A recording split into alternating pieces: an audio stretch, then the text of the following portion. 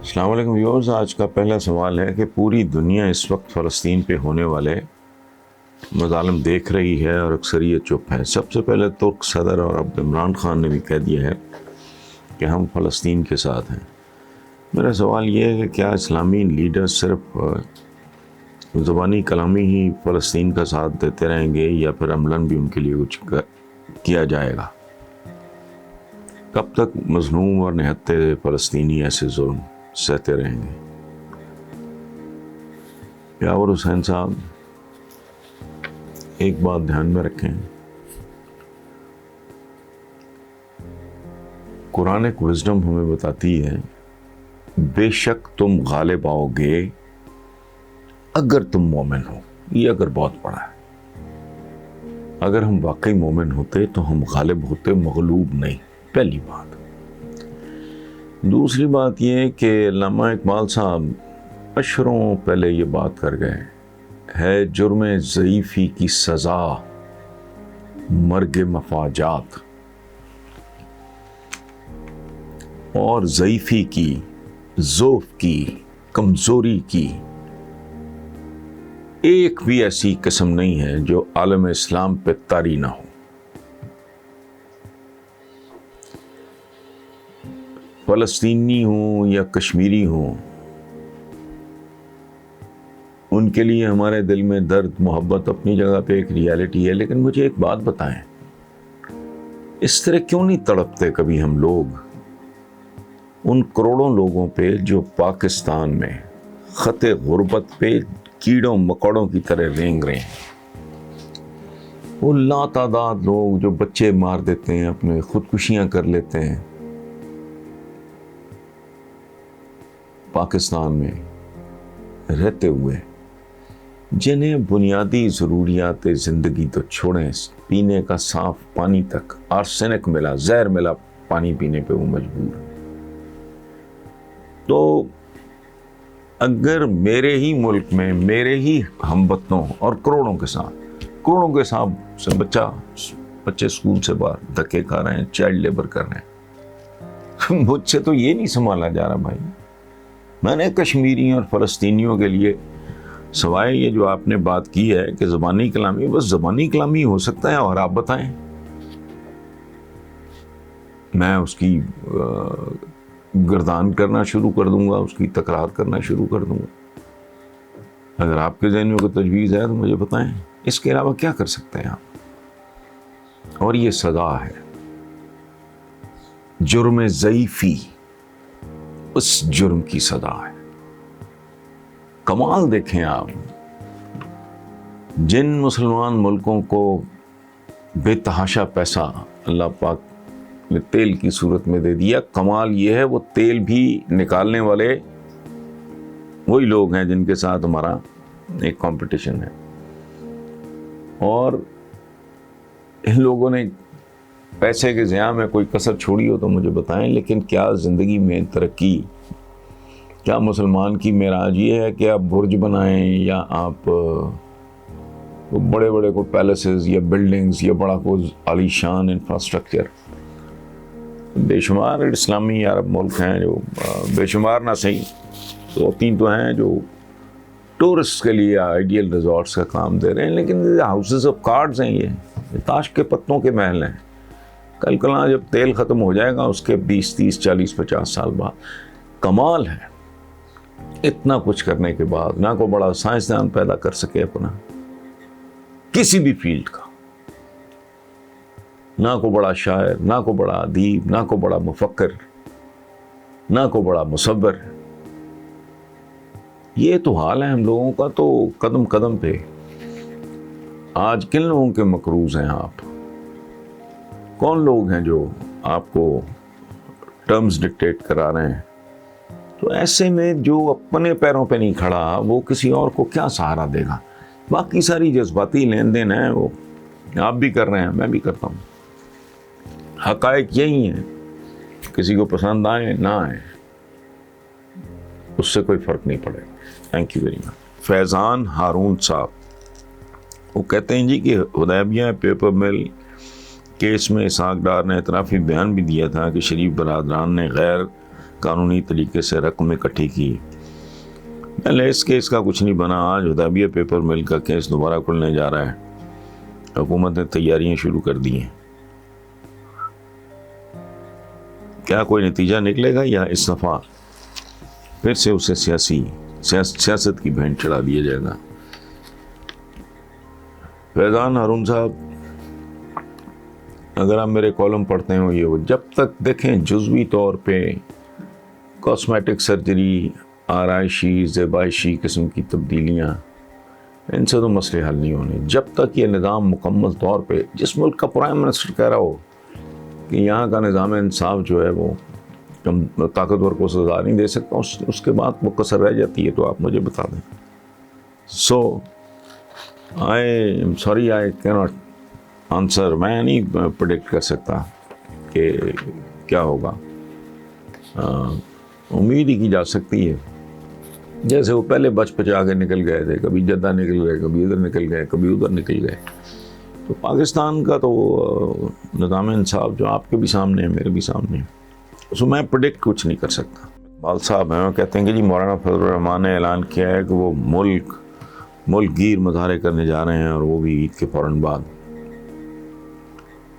مولانا آخر چاہتے کہ ہیں پی ڈی ایم بنا کر انہیں شرمندگی اٹھانی پڑی. پیپلز پارٹی نے اپنا مفاد لیا، نون لیگ نے اپنا.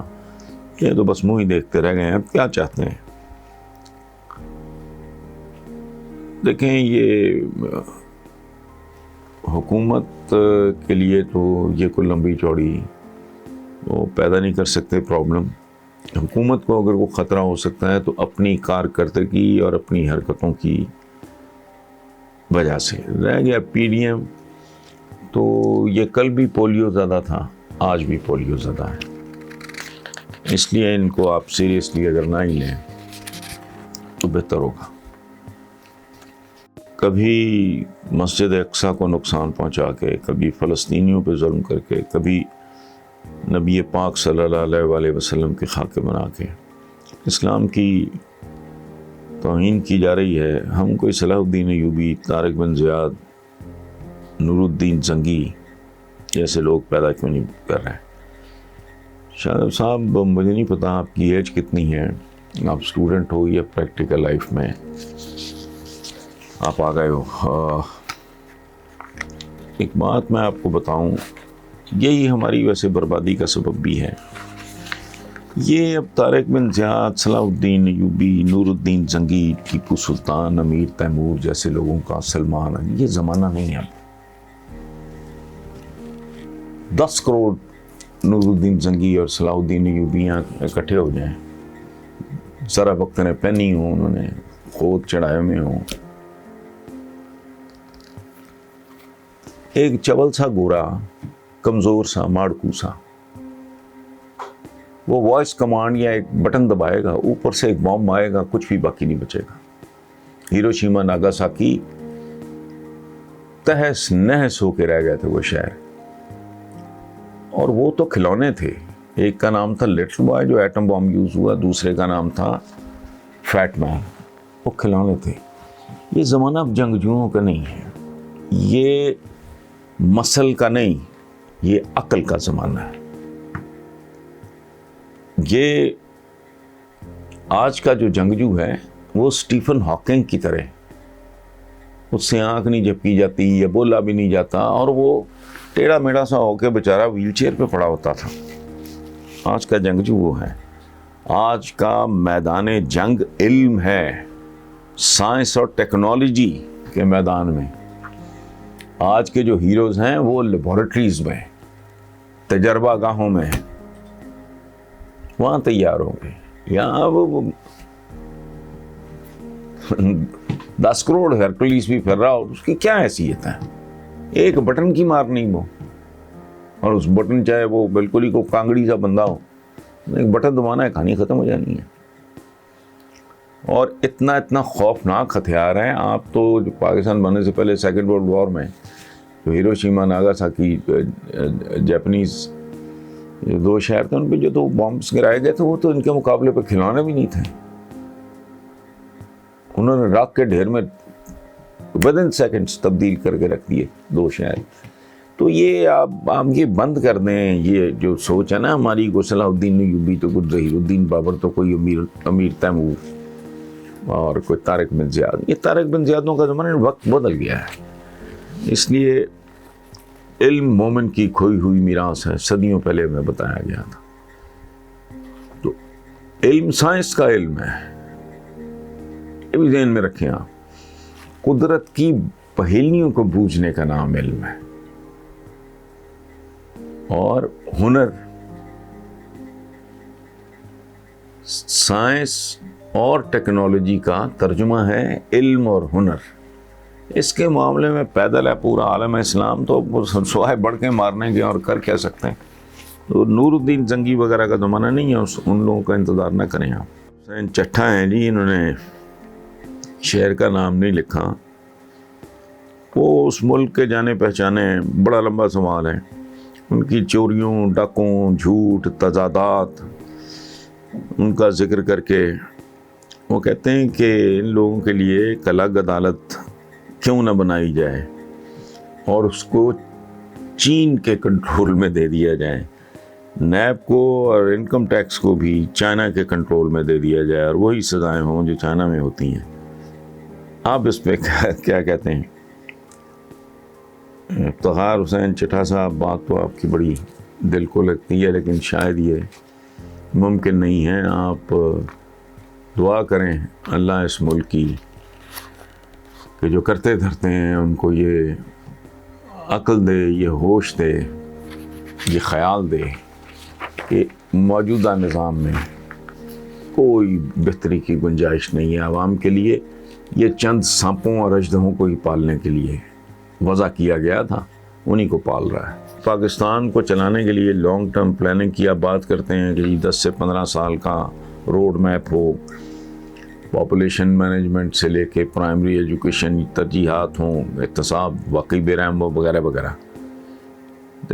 اچھا، وہ پوچھتے ہیں کہ یہ سچ نہیں کہ ہر ادارے میں اور ہر طاقتور پوزیشن میں وہی کرپٹ افراد ہیں جو پہلے گزشتہ حکومتوں میں رہے، ایک جاتا ہے دوسرا آ جاتا ہے۔ ہم تو تبدیلی کے انتظار میں بوڑھے ہوتے جا رہے ہیں۔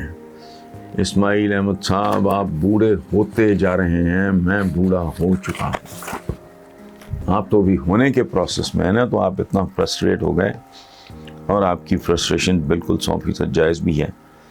میں تو ہو چکا ہوں، میں تو 27-28 سال یہ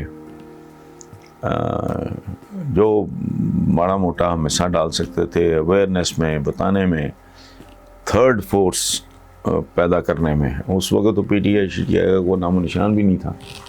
جب میں نون لیگ اور پیپلز پارٹی نواز شریف اور بے نظیر بھٹو کے بارے میں لکھتا تھا کہ ان میں سوائے جینڈر کے کوئی فرق نہیں ہے، تو ہمارا آپ بھی انتظار کریں، ہم بھی انتظار کرنا۔